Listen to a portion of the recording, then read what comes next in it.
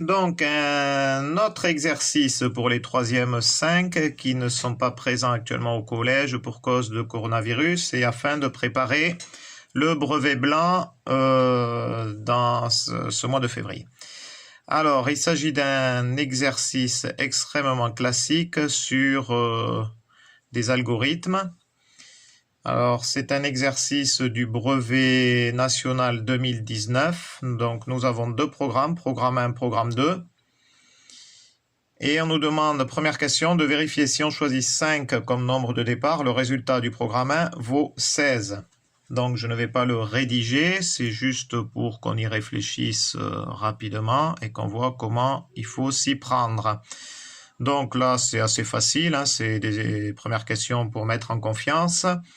5, je prends au niveau du programme numéro 1, je choisis donc 5, je multiplie par 3, 3, 5, 15, j'ajoute 1, ça fait bien 16. Maintenant, le résultat du programme 2, le programme 2, donc si je choisis 5, est-ce que j'obtiens 28? Donc je choisis un nombre, je soustrais 1, donc j'ai choisi 5, je soustrais 1, du coup j'obtiens 4. J'ajoute 2, donc 5 plus 2, 7. Et ensuite, je multiplie les deux nombres obtenus. 4 fois 7, 28. OK. J'ai bien, le 8. J'ai bien 28. Ensuite, alors est-ce qu'on y va bien? Oui. On appelle AX le résultat du programme 1 en fonction du nombre X choisi au départ. D'accord? Et BX... Donc, ça veut dire qu'à x, on associe x moins 1, le tout facteur de x plus 2. Alors ça, il ne faut pas que ça vous fasse peur. Ça, c'est la même chose que si on avait b de x égale x moins 1, le tout facteur de x plus 2. Ça et ça, c'est pareil. Hein? D'accord? Donc, ça donne le résultat du programme 2 en fonction du nombre choisi. Donc, en fonction de x. Ok, je ne sais pas si on y voit très bien là. Alors, exprimer à x en fonction de x. Donc, c'est très simple. Choisir un nombre. Donc, je choisis x, quel que soit x. Je le multiplier par 3. Donc, ça me donne 3x. Et ajouter 1 plus 1. Du coup, a de x égale 3x plus 1. Déterminer le nombre que l'on doit choisir au départ pour obtenir 0 comme résultat du programme 1. Donc si on veut obtenir 0, ça veut dire qu'au final, a de x égale 0. En fait, x égale combien pour avoir a de x égale 0? A de x est 3x plus 1, donc ça veut dire que j'ai 3x plus 1 égale 0. Donc, ça veut dire que j'ai 3x égale moins 1. Plus 1, il passe de l'autre côté. 0, donc plus 1, il passe de l'autre côté, il devient moins 1. 0 moins 1, c'est moins 1. Et donc, x égale moins 1 tiers. On vérifie, toujours vérifier. Si je remplace x par moins 1 tiers, donc ça fait 3 fois moins 1 tiers. Donc, ça me fait bien moins 3 sur 3. Ça me fait bien moins 1. Moins 1 plus 1 est bien égal à 0.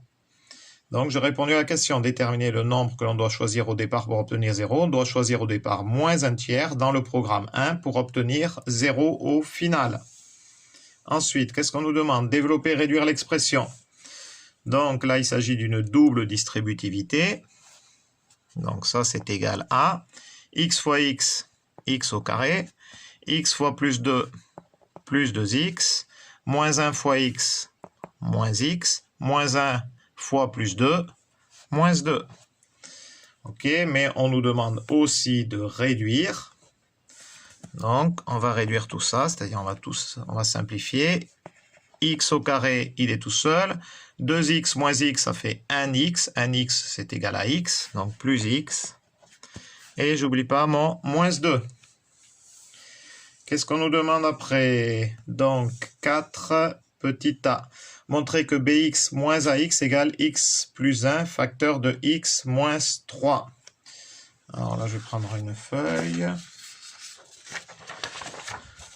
Donc, bx égale x moins 1, facteur de le tout facteur de x plus 2. Et ax égale 3x plus 1. Et bien du coup, je vais faire bx moins ax. Et je vais remplacer par ce que l'on nous a donné. Donc bx moins ax égale, donc bx c'est x moins 1 le tout facteur de x plus 2, x moins 1 le tout facteur de x plus 2, ax, donc là j'oublie pas mon moins, et ax c'est 3x plus 1. Alors, ce qui est important là, parce que là, il y en aurait pas mal qui oublieraient, c'est que le moins, en fait, il distribue tout ce qu'il y a dans la parenthèse. C'est bien moins ax. Donc, je n'oublie pas les parenthèses ici. D'accord? Donc là, j'ai bien bx. Et là, j'ai bien ax. Bon, donc, on a trouvé tout à l'heure que lorsqu'on développer tout ça, on avait x au carré plus x moins 2. On pourrait le refaire pour voir si on s'est trompé ou pas, mais on sait qu'on ne s'est pas trompé. X carré plus x moins 2. Et là, maintenant, je distribue le moins au niveau du 3x plus 1. Donc, ça me fait bien moins 3x moins 1. Attention. Du coup, je réduis x au carré. Ici, j'ai x moins 3x, ça me fait moins 2x, moins 2, moins 1, moins 3. Donc, là, on n'a pas solutionné le problème. Du coup, on a x au carré moins 2x moins 3. Est-ce que ça, c'est égal à ça? Eh bien, en fait, il faudrait développer ça. Si je le développe, je devrais obtenir ça. Et on va le voir. On va vérifier ça tout de suite. Donc, x fois x, ça fait x au carré. X fois moins 3, ça fait bien moins 3x. Plus 1 fois x, donc ça me fait bien plus x. Et 1 fois moins 3, ça me fait bien moins 3. Je réduis, ça me fait x au carré, moins 2x, parce que j'ai moins 3x plus x, ça me fait bien moins 2x, moins 3. Et on voit bien qu'on obtient le même résultat. X au carré moins 2x moins 3, là aussi. Ok, donc effectivement, b de x moins ax est bien égal à x plus 1, le tout facteur de x moins 3. Alors ensuite, quel nombre doit-on choisir au départ pour que le programme 1 et le programme 2 donnent le même résultat? Alors, on veut qu'ils aient le même résultat. Ça veut dire que x égale combien pour avoir a de x égale b de x. C'est ça en fait. Quelle est la valeur de x pour que le programme ax soit égal au programme bx? Ou c'est pareil de le présenter bx égale ax. Je veux dire pourquoi? Parce que en fait, là on va se servir de la question précédente. Alors, avoir b de x égale a de x, c'est la même chose que avoir b de x moins a de x égale 0. D'accord? Alors, eh bien tiens, ça tombe bien, puisque la question précédente, on avait... Alors souvent, c'est assez lié, hein, toutes ces questions, donc il faut avoir le réflexe de regarder les résultats qu'on avait trouvés précédemment, en fait. Et si on regarde bien, on a b de x moins x égale x plus 1, le tout facteur de x moins 3. Et bien voilà, donc on va remplacer b de x moins a de x par x plus 1, le tout facteur de x moins 3. Et tout ça égale 0. Ça, c'est égal à ça, c'est de la question précédente. Donc, ce qui est très important, c'est de savoir... Je ne sais pas si on vous l'a dit ça, mais un produit de facteurs est nul si au moins un des facteurs est nul. Ça, c'est important à noter quand même. Si un produit de facteurs est nul, si au moins un facteur est nul. Est nul, c'est-à-dire égal 0. Donc effectivement, là, j'ai un premier facteur qui est x plus 1, j'ai un deuxième facteur qui est x moins 3. Les deux, s'il n'y a rien au milieu, c'est qu'ils sont multipliés. Donc si celui-là égale 0, celui-là, il peut valoir n'importe quoi fois 0, ça fera 0. Si c'est celui-là qui vaut 0, celui-là, il peut valoir n'importe quoi. N'importe quoi fois 0, ça fera bien 0. Donc, ça sous-entend que soit x plus 1 égale 0, ou x moins 3 égale 0. Donc, pour avoir x plus 1 égale 0, eh bien, x ne peut valoir que moins 1. Moins 1 plus 1, ça fait bien 0. Ou x moins 3 égale 0, x ne peut valoir que plus 3. Si vous voulez, ça c'est équivalent, vous n'êtes pas obligé de le noter. Ce symbole, c'est équivalent, c'est-à-dire tout ça et tout ça, c'est la même chose. Les égalités se valent, on peut aller d'un côté ou de l'autre.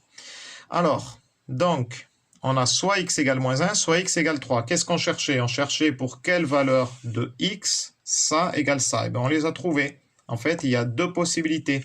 Si x égale moins 1, a de x égale b de x. Si x égale 3, a de x égale b de x. Donc là, je redis, x moins 3 égale 0. Le moins, s'il passe de l'autre côté, il devient le plus. Donc ça fait plus 3. Ou x plus 1 égale 0. Le plus 1, il passe de l'autre côté, il devient moins 1. Mais sinon, intuitivement, on trouve le résultat. Toujours, quand on a trouvé ce genre de résultat, il faut toujours vérifier si on ne s'est pas trompé. Ben, on va vérifier. Petite vérification, c'est pas demandé, mais on peut toujours le faire. Alors, on va prendre si x égale moins 1 pour le programme 1. Donc, qu'est-ce qu'on trouve au niveau du programme 1? Donc, si x égale moins 1, donc je choisis un nombre. Donc, si je choisis moins 1, je multiplie par 3. Donc, du coup, j'ai moins 3. J'ajoute 1. Du coup, il me reste moins 2. Moins 3 plus 1, ça fait bien moins 2. Donc, P1, on a moins 2. Maintenant, voyons voir pour P2. Il faut espérer qu'on trouve moins 2 aussi. Sinon, on s'est trompé dans ce qu'on a fait précédemment. Alors, du coup, donc j'enlève ce que j'avais trouvé.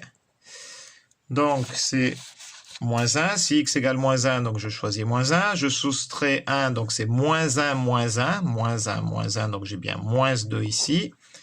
Et ici, je rajoute moins 1, j'ajoute 2. Donc, c'est bien 2 moins 1. Donc, du coup, j'ai 1.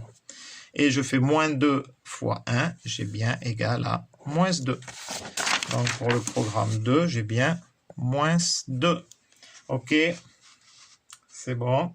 On pourrait faire la même chose pour x égale 3. On obtiendrait aussi le même résultat pour P1 et P2. Voilà pour ce qui est de ce type de questions donc, qui traite des algorithmes. Alors on aurait pu aussi mettre ça sous forme de Scratch. Ça aurait été pareil. Allez, à une prochaine. Bonne soirée.